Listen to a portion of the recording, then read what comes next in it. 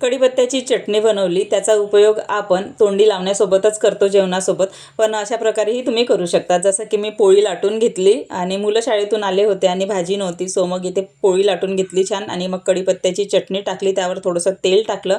लहानपणी आपण कागदाचे पंखे कसे बनवत होतो तसा पंखा फोल्ड करून घेतला पोळीचा. नंतर चुंबळ बांधली, जे आधीचे लोक डोक्यावर घेऊन त्यावर ओझं घेत होते. नंतर मस्त लाटून घेतले पराठा आणि पातळ जाड जसा पाहिजे तसा लाटा. नंतर तावा गरम आहे, ताव्यावर टाकला आणि आलटून पालटून मस्त असं शेकून घेतला. थोडंसं तेलही लावलं.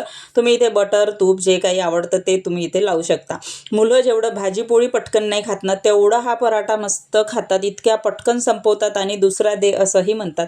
तर म्हणजे मी मुलांना करून दिला, जो इतके छान आवडीने खातात. त्यासोबतच रात्री भाजी कमी पडली, सो मग मी ते भाकरीवर आणि मस्तपैकी चटणी आणि थोडंसं तेल टाकून सुद्धा खाल्ली. मस्त लागते. नक्की करून बघा. व्हिडिओ आवडल्यास लाईक शेअर आणि सबस्क्राईब नक्की करा.